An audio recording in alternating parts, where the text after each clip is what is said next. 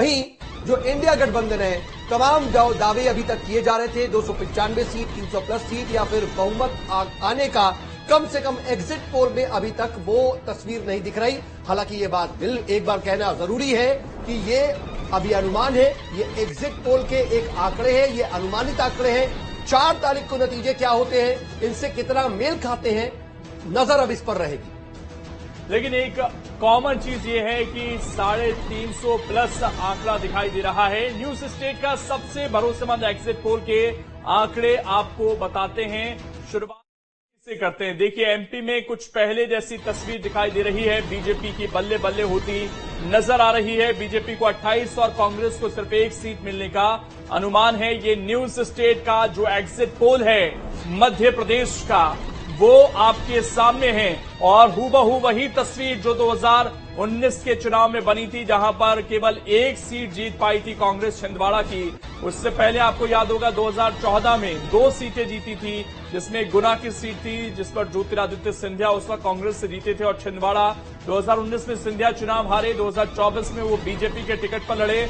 और क्या केवल छिंदवाड़ा सीट ही है इस बार? हालांकि ये अभी स्थिति स्पष्ट नहीं है, लेकिन 1 सीट कांग्रेस जीत सकती है, जबकि दावा 10 से 15 सीट के बीच का था। और ये मध्य प्रदेश की सीटों का इस वक्त अनुमान हम आपको बता रहे हैं। न्यूज स्टेट ने जो नतीजों से पहले एग्जिट पोल किया है उसकी तस्वीर। लेकिन अगर छत्तीसगढ़ की बात कर ले तो नतीजों से पहले न्यूज स्टेट ने एग्जिट पोल छत्तीसगढ़ में जो किया उसकी तस्वीर जो दिख रही है वो आपके सामने है। बता दें कि छत्तीसगढ़ में लोकसभा चुनाव में बीजेपी को बड़ी बढ़त और 10 सीटों तक पहुंचने का अनुमान। छत्तीसगढ़ में बीजेपी 2019 वाले जो ही परिणाम है वो दोहरा सकती है। 1 सीट से ही संतोष करना पड़ सकता है कांग्रेस या इंडिया गठबंधन को। देखिए, जो कहा जा रहा था कि ये जो नॉर्थ की बेल्ट है, हिंदी बेल्ट है, यहां पर कहां गेन कर सकती है बीजेपी, तो उसमें छत्तीसगढ़ की 2 सीटें थी जो 2019 में हार गई थी भारतीय जनता पार्टी। तो उसमें खबर यह है साउथ की 1 सीट और बढ़ सकती है यहां पर, और कांग्रेस केवल 1 सीट पर आ सकती है। तो ये बड़ी खबर इस वक्त ये आपको बता रहे हैं। जो टक्कर बताई जा रही थी वो ये कहा जा रहा था कि बस्तर या फिर राजनांदगांव सीट पर हो सकती है, ये 10 सीट पर लेकिन बीजेपी दिख रही है और कांग्रेस 1 सीट पर। यानी कि कई जो कांग्रेस के बड़े दिग्गज नेता हैं, जिसमें पूर्व मुख्यमंत्री, पूर्व गृह मंत्री या फिर पूर्व मंत्री, वो ये चुनाव हारते हुए नजर आ रहे हैं, क्योंकि केवल 1 सीट है जिस पर कांग्रेस जीत सकती है, फिलहाल जो एग्जिट पोल डेटा बता रहा है। तो कुल मिलाकर के जो मध्य प्रदेश और छत्तीसगढ़ की तस्वीर उभर रही है उसमें बीजेपी के लिए काफी ज्यादा खुश होने वाली तस्वीर दिखाई दे रही है। बीजेपी इससे जाहिर सी बात है अपने प्रदर्शन को दोहराती दिखाई दे रही है। हालांकि बीजेपी की तरफ से मैक्सिमम जो टारगेट है वो तय किया गया था। 29 सीटों का टारगेट मध्य प्रदेश में और 11 की 11 सीटों का टारगेट छत्तीसगढ़ में ये तय किया गया था। और बहुत ज्यादा नाउम्मीद और बहुत ज्यादा निराशा कम से कम बीजेपी को यहां पर मिलती दिखाई नहीं दे रही है। इतने लंबे समय से बीजेपी दोनों ही प्रदेशों में सत्ता में है। साथ ही साथ लोकसभा चुनाव के भी नतीजे जो 2014 में आए, 19 में आए, तीसरा टर्म की बात हो रही थी कि क्या कोई एंटी इनकम्बेंसी है, क्या किसी तरह की सत्ता विरोधी लहर है, क्या जो तमाम विपक्षी दल एकजुट हुए हैं और एक साथ बीजेपी को घेरने की कोशिश कर रहे हैं। बहुत से कोर मुद्दे जो सीधे जनता से जुड़ते थे, चाहे वो बेरोजगारी, महंगाई की बात हो या फिर करप्शन की बात हो, इसमें जीएसटी को भी जोड़ लिया गया, इसमें नोटबंदी को भी जोड़ लिया गया, जिससे जनता कहीं ना कहीं टच करती हुई गुजरी। क्या वो आंकड़े कहीं ना कहीं वो मुद्दे बहुत ज्यादा कारगर होंगे, ऐसा कम से कम होता हुआ दिखाई नहीं दे रहा। और बीजेपी अपनी स्ट्रेटजी में कामयाब होती दिखाई दे रही है, कम से कम इन 2 राज्यों में तो साफ तस्वीर यही दिख रही है। तो ये बहुत बड़ी चीज है कि 40 सीटों में से आप जीत सकते हैं 39 सीट, 1 सीट केवल बीजेपी हार सकती है। इन 2 सीटें माफ कीजिएगा हार सकते हैं, एक छत्तीसगढ़ में और एक मध्य प्रदेश में। तो कम से कम यहां पर 1 सीट का उसे गेन होता हुआ नजर आ रहा है। छत्तीसगढ़ में पिछली बार कोरबा और बस्तर की सीट कांग्रेस पार्टी ने जीती थी और छिंदवाड़ा की सीट जीती थी कांग्रेस पार्टी ने, जहां से नकुलनाथ सांसद बने थे। लेकिन इस बार वो होता हुआ नहीं दिख रहा। और ये जरा ओवरऑल न्यूज स्टेट का जो एग्जिट पोल है, यहां पर देखिए नरेंद्र मोदी का चेहरा 342 से 378, दूसरी तरफ राहुल गांधी का इंडिया गठबंधन का चेहरा, सबसे बड़ी पार्टी थी इसमें कांग्रेस, 153 से 169। अब इसमें कांग्रेस अपने दम पर कितनी सीट ला पाती है, क्योंकि एक बड़ा डेंट इन दो राज्यों में होगा जहां पर कांग्रेस अपने दम पर चुनाव लड़ रही थी। तो ये बहुत चिंता पैदा कर सकता है। उत्तर प्रदेश पर सबकी नजरें थी और यहां एक बड़ा झटका लगता हुआ नजर आ रहा है, क्योंकि बहुत ज्यादा उम्मीद थी। पिछली बार 16 सीटें यहां पर विपक्ष जीता था, जिसमें 10 बीएसपी, 5 समाजवादी पार्टी और 1 कांग्रेस को बड़ा झटका यहां पर लग रहा है। दिल्ली में जो कि आम आदमी पार्टी और कांग्रेस का गठबंधन था, मुंह की खा सकता है ये गठबंधन। 7 की 7 सीटें, अरविंद केजरीवाल का दावा था कि जेल जाने के बाद जो हमारे चांसेस हैं जीतने के वो और ज्यादा बढ़ गए, ये उनकी तरफ से दावा किया गया था। लेकिन यहां पर तो मेट्रो ये बता रही है कि 7 की 7 सीट जीत सकती है भारतीय जनता पार्टी, जैसा पिछली बार हुआ था।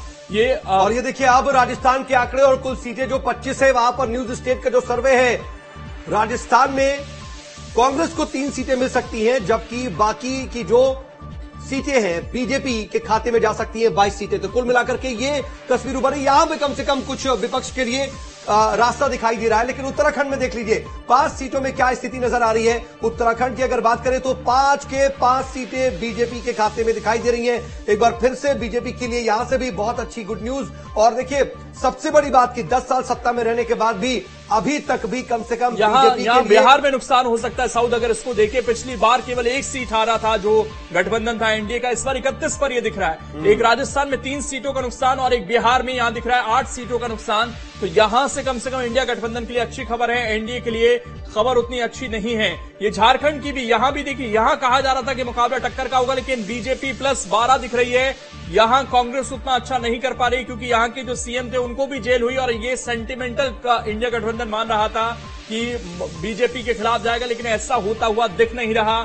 झारखंड में 12 सीटें दिख रही है बीजेपी प्लस की। और ये देखिए अलग अलग राज्यों की जो तस्वीर है वो बहुत कुछ कह रही है, कहां पर किसको कितना फायदा और किसको कितना नुकसान, ये अपने आप में साफ तौर पर तस्वीर उभर रही है। और उत्तर प्रदेश पर जिसकी सबकी निगाहें थी, पिछली बार से भी बेहतर प्रदर्शन करते हुए नजर आ रही है इस वक्त एनडीए, और बहुत ज्यादा वहां से डेंट की जो खबरें आ रही थी वो कम से कम नहीं दिख रही, बल्कि बेहतर प्रदर्शन। और ये देखिए पश्चिम बंगाल, बीजेपी को इस बार यहां से बहुत ज्यादा उम्मीदें, प्रधानमंत्री खुद कह चुके हैं कि बीजेपी की सीटें यहां पर बढ़ेंगी। और ये देख लीजिए, ये कम से कम एग्जिट पोल के आंकड़े जाहिर भी कर रहे हैं बीजेपी को 19 सीटें और टीएमसी के खाते में 22 सीटें जाती हुई कम से कम एग्जिट पोल में दिखाई दे रही हैं। और इसके अलावा अगर कांग्रेस की बात कर ले तो 1 सीट कांग्रेस के भी हाथ में नजर आ रही है। और यहां पर आप देख लीजिए लेफ्ट बिल्कुल खाली हाथ दिखाई दे रहा है। यहां 42 सीटें होती हैं और 42 में देखिए अगर 19 का आंकड़ा बीजेपी की तरफ पहुंचता है तो ये कहीं ना कहीं एक बड़ी रिकवरी भी होगी और बहुत हद तक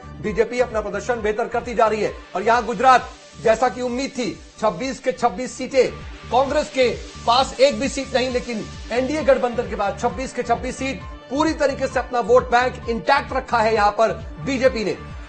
और ये देखिए जहां पर जो धारा 370 थी उसमें जो बदलाव हुए, उसके बाद 2 सीटें मिलती हुई दिखाई दे रही हैं यहां पर।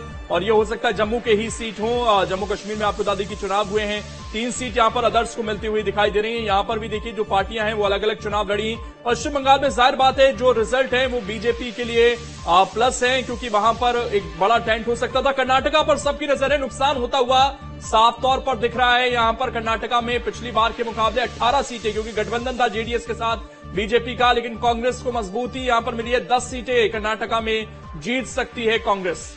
तो कुल मिलाकर के दक्षिण के राज्य हो या फिर जम्मू कश्मीर हो या फिर हिंदी बेल्ट हो, कहां पर किस राज्य में क्या तस्वीर उभर रही है वो देख लिया। और यहां ये महाराष्ट्र, इस पर सबकी निगाहें, 48 सीटों वाला महाराष्ट्र, यहां पर बीजेपी के खाते में 27 सीटें जाती हुई दिखाई दे रही हैं और कांग्रेस के खाते में 21 सीट। और यहां पर कम से कम कांग्रेस 21 सीटों पर है, लेकिन इस पर सबकी निगाहें टिकी हुई थी। जिस तरीके से यहां पर शिवसेना का 2 फाड़ हुआ, एनसीपी का 2 फाड़ हुआ, बीजेपी के खाते में कितना जाएगा वोट बैंक और बीजेपी को कितना फायदा होगा, ये कहीं ना कहीं सबके नजरों में था। और 48 सीटों में देखिए सीधे तौर पर बीजेपी को यहां भी एक बेहतर एज मिल रही है। और बीजेपी ये कहा भी जा रहा है कि कुछ राज्यों में अगर उसे नुकसान होता तो दूसरे राज्यों में, चाहे वो ओडिशा हो, चाहे वो दक्षिण के राज्यों, वहां से वो बेहतर प्रदर्शन करेगी, रिकवरी करेगी। लेकिन सबसे ज्यादा खास बात यह है कि यहां पर वो कई पुराने अपने प्रदर्शन को दोहरा रही है, वहां पर बेहतर प्रदर्शन करती दिख रही है। ओडिशा की जो सीटें हैं उसकी तस्वीर आप देख लीजिए। ओडिशा में बड़ा झटका है साउथ बीजेडी के लिए, क्योंकि यहाँ गठबंधन नहीं हो पाया था और बीजेपी लगातार ये आरोप लगा रही थी कि हमारी बीजेडी से कोई दिक्कत नहीं है, लेकिन कुछ परिवारों के हाथों में जिस तरीके से सत्ता सौंपने की बात की जा रही है वो उड़ीसा वासियों को पसंद नहीं है। तो इस तरीके से सेंटिमेंटल खेलने की कोशिश की गई थी। सीधे तौर पर नवीन पटनायक पर हम देख रहे थे कि हमलावर नहीं थे खुद प्रधानमंत्री नरेंद्र मोदी भी, लेकिन बीजेडी को डेंट हुआ। और क्या ये विधानसभा चुनाव भी, क्योंकि वहां विधानसभा चुनाव सबसे बड़ी बात यही है, तो क्या ये डेंट वहां भी दिखेगा? और ये देखिए मध्य प्रदेश देश का दिल, यहां 28 सीटें जीतती हुई दिखाई दे रही है। एक सीट पर केवल कांग्रेस, तो जो हिंदी बेल्ट है वहां इंटैक्ट दिखी है बीजेपी। और अगर बिहार राजस्थान की बात करें तो कुछ नुकसान हो सकता है यहां पर।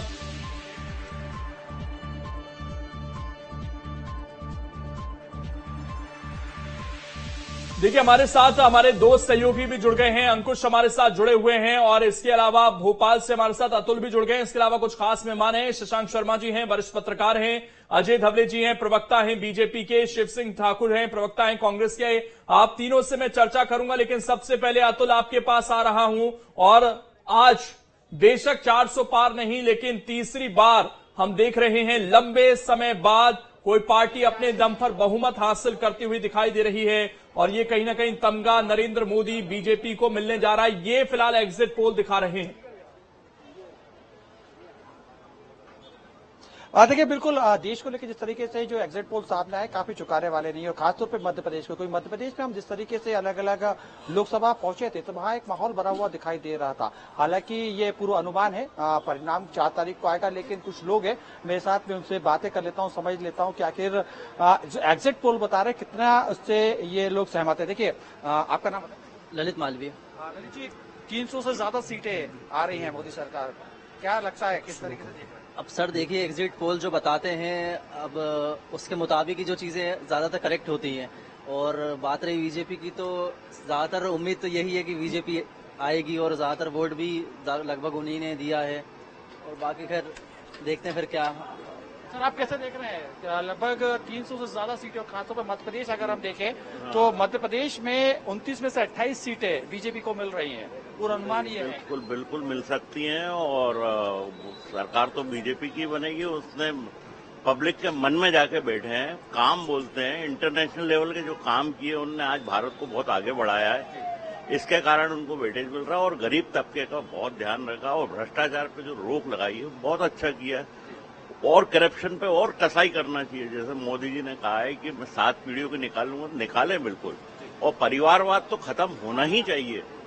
टैलेंट आएगा, सामने आएगा। और आज जिस हिसाब से वर्ल्ड में बढ़ रहे हैं लोग बाग, और जो टेक्निकें आ गई हैं वो टेक्निकें अडॉप्ट करते हुए अपने को भी आगे बढ़ना, और मोदी जी उसमें बहुत प्रयास कर रहे हैं। और अंतर्राष्ट्रीय स्तर पर जो उनने भारत को सम्मान दिलाया वो बहुत ही सम्मानीय है। सर क्या लगता है, एग्जिट पोल हमारे न्यूज स्टेट के बता रहे हैं कि 300 से ज्यादा सीटें देश में आ रही है, और खासतौर पर मध्य प्रदेश में एक बार फिर से 2019 में जो चमत्कार मध्य प्रदेश में बीजेपी ने किया था, यानी 29 में से 28 सीटें जीतने का, एक बार फिर से 28 सीटें जीत रही है। क्या लगता है किस तरीके से? बिल्कुल पूरी तरह से जीतेंगी, और अब की बार 400 पार।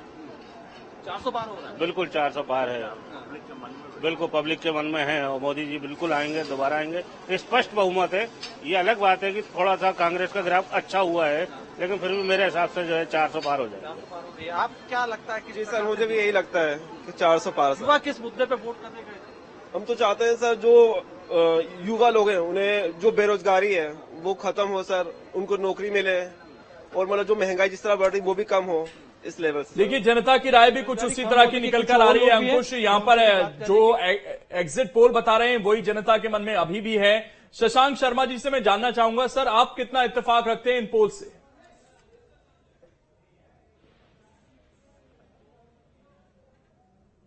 चुनाव में विपक्ष भले ही मिलकर लड़ रहा था, लेकिन उनके जो डीएनए जो है ना वो मैच नहीं रहा था। जैसे हम कहते हैं ना कि किसी एक व्यक्ति को अगर खून देना है तो उसका हम ब्लड ग्रुप चेक करते हैं, वो ब्लड ग्रुप कहीं ना कहीं चेक नहीं हो रहा था। तो ये कमी कहीं ना कहीं थी। तो इसलिए इंडी गठबंधन अगर मिलकर भी लड़ रहा था तो एक पार्टी जिसके विरोध में कई वर्षों से दूसरी पार्टी के कार्यकर्ता लड़ रहे थे, वो अचानक दूसरी पार्टी के कैंडिडेट खड़े होगा तो उसको समर्थन नहीं करेंगे।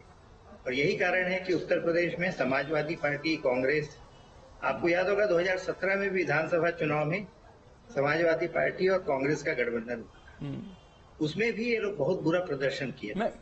हमको आपने सर जिस तरीके से जिक्र किया कि वोटर नहीं जा पाता है, मैं एक चीज और इसमें समझना चाहूंगा कि जब अखिलेश यादव को कोई वोटर वोट देने जाएगा या फिर अगर हम कहें ममता बनर्जी को वोट देने जाएगा, तो वो तो इस इच्छा के साथ जाएगा कि ये इनको बड़ा पद मिले, ये प्रधानमंत्री बने। अगर वो उनका बेस वोटर है, वो दिल से चाहता है समाजवादी पार्टी को, अब ये चीजें विधानसभा में तो क्लिक करती हैं क्योंकि वहां पर वो मुख्यमंत्री का फेस है, लेकिन क्या उस वोटर को यह पता है कि मैं अखिलेश यादव को वोट देकर आ रहा हूं तो वो प्रधानमंत्री बन सकते हैं, या फिर वो अखिलेश का वोटर होकर राहुल गांधी को प्रधानमंत्री स्वीकार करेगा? इससे जो कंफ्यूजन बनता है, क्या इसका नुकसान हो सकता है गठबंधन को? देखिए, यही तो सबसे बड़ा कंफ्यूजन है। एक तरफ एक व्यवस्थित पार्टी है जो बहुत मजबूत सांगठनिक रचना के साथ उतरी हुई है, उसके पास बहुत अच्छा एक नेतृत्व करता है जो प्रधानमंत्री है। उसके अलावा संगठन में ऐसे चेहरे हैं जिनकी पहचान जनता तक है, लोग उनकी बात को स्वीकार करते हैं। दूसरी जो इंडिया गठबंधन जो बना था, उसमें एक नेतृत्व ही तैयार नहीं था।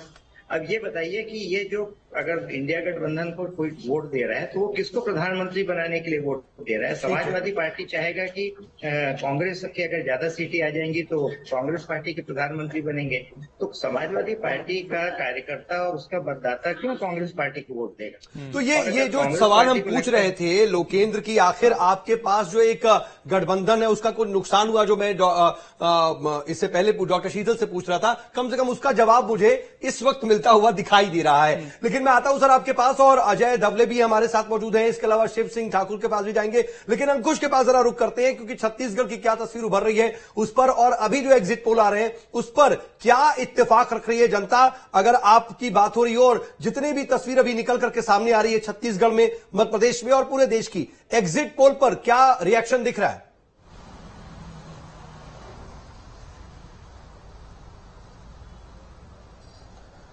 देखिए, छत्तीसगढ़ के लिहाज से देखा जाए तो छत्तीसगढ़ छोटा राज्य है और 11 लोकसभा क्षेत्रों वाला ये प्रदेश है, और 11 लोकसभा क्षेत्रों वाले प्रदेश में भारतीय जनता पार्टी ने राज्य निर्माण के बाद से ही दबदबा बना के रखा हुआ है, जो 2019 तक कायम रहा है। 2024 के लोकसभा चुनाव की बात करें, उसमें लोकसभा चुनाव 3 चरणों में संपन्न हुए, और उसके बाद अब जो जिस तरीके से एग्जिट पोल आ रहे हैं, तो 2019 की तर्ज पर 2024 के नतीजे जो हैं वो रिपीट होते हुए दिखाई दे रहे हैं, और एक बार फिर से भारतीय जनता पार्टी के पर लोगों का भरोसा जो है वो दिखता हुआ दिखाई दे रहा है। हालांकि ये एग्जिट पोल है, 4 जून को सारी तस्वीर साफ होगी, लेकिन एग्जिट पोल में मोटा माटी अगर देखें तो 9-2 का रेशियो जिस तरीके से 2019 में था, उसी तरीके की तस्वीर 2024 में भी देखी जा रही थी। और ये अनुमान जो राजनीतिक विश्लेषक हैं या राजनीति के जो जानकार हैं या छत्तीसगढ़ के अलग अलग भौगोलिक दृष्टिकोण से जो लोग वाकिफ हैं, वो ये जानते हैं कि किस क्षेत्र में कौन सी पार्टी दखल रखती है और कौन सी पार्टी कितनी मजबूत स्थिति में है। और जिस तरीके से अभी एग्जिट पोल के माध्यम से हम देख रहे हैं कि 10 सीटें जो है भारतीय जनता पार्टी को मिलती हुई दिखाई दे रही हैं, तो एक सीट वो कौन सी है, ये सबसे बड़ा सवाल बन जाता है, क्योंकि छत्तीसगढ़ में कांग्रेस पार्टी ने ये चुनाव आसान नहीं किया था। इस चुनाव में जैसे ही बीजेपी ने जो टिकट घोषित की थी, उसके बाद कांग्रेस पार्टी ने एक बड़ी महत्वपूर्ण रणनीति बनाई, और महत्वपूर्ण रणनीति बनाने के बाद अपने दिग्गजों को चुनावी मैदान में उतारा।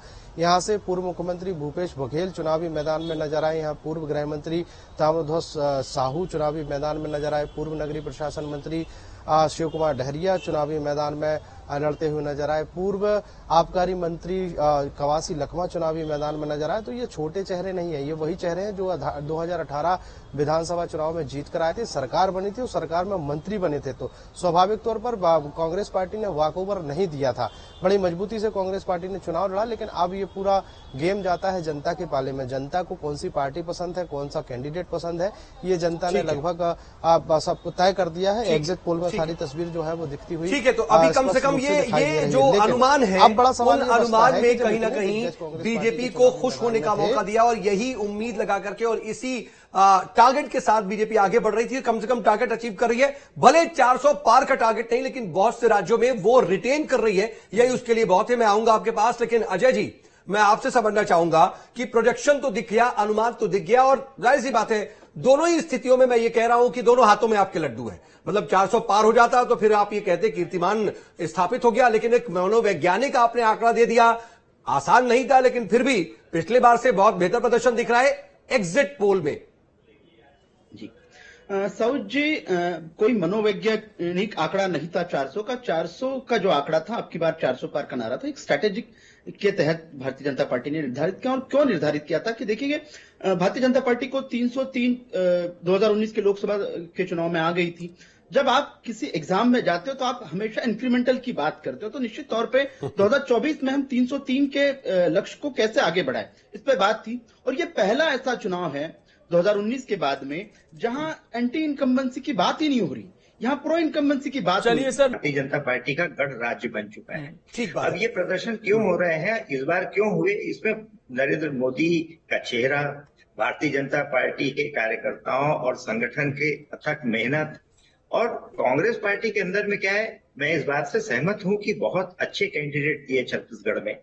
5-6 ऐसी सीटें थी जिस पर हमें लग रहा था कि कड़ा मुकाबला होगा। लेकिन क्या होता है कि कांग्रेस पार्टी में एक उम्मीदवार अपने दम पर चुनाव लड़ता है।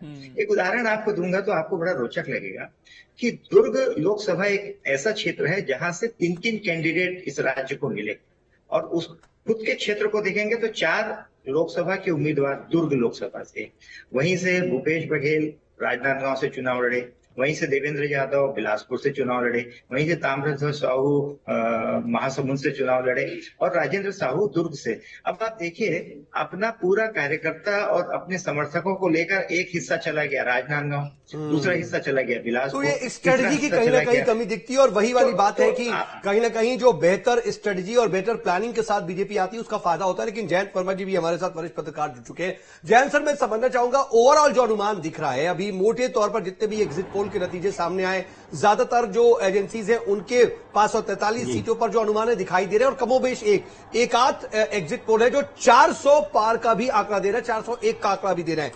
क्या वजह नजर आती है आपको सर कि तमाम कोशिशों के बावजूद, तमाम विपक्षी दल एक साथ जुड़ गए, उसके बावजूद वो स्पार्क या फिर वो भरोसा जनता के बीच नहीं पैदा कर पाए? अभी कम से कम एग्जिट पोल के जो अनुमान है उसके मुताबिक जो मौजूदा 10 साल से सत्ता पर काबिज सरकार ने जताया।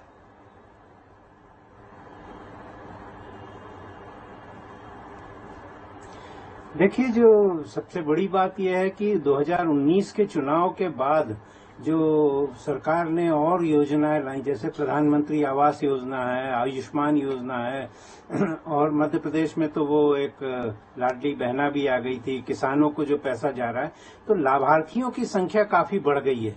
और लाभार्थियों की संख्या जब बढ़ गई है तो ऐसा लगता है भारत की लगभग आधी आबादी किसी न किसी प्रकार केंद्र सरकार की या राज्य की कोई न कोई योजनाओं का लाभ ले रही है। नहीं जयंत सर, जब लाभार्थियों की बात आती है और आपने बात की, तो बस बीच में मैं इसमें एक पॉइंट ऐड करके पूछना चाह रहा हूं आपसे कि सर जो मुफ्त राशन देने की बात है, सरकार मुझे लगता है कि इस बात को समझ रही है। अक्सर ये जो है ना, इसको अंडरस्टिमेट कर लिया जाता है, बाकी योजनाओं का जिक्र हो जाता है लेकिन मुफ्त राशन का जिक्र उतना नहीं होता है। लेकिन सरकार शायद इसको समझती है, इसीलिए उसकी मियाद बार बार बढ़ा रही है और उसका फायदा भी मिल रहा है। जिसके घर में खाना पहुंच रहा है, जिसका पेट भरा हुआ है, उससे बढ़ करके तो मुझे लगता नहीं कि कोई योजना उसके लिए फायदेमंद होगी। और शायद इसका असर समझ रही है मौजूदा केंद्र सरकार, और इसीलिए उसका फायदा भी ले रही है। जी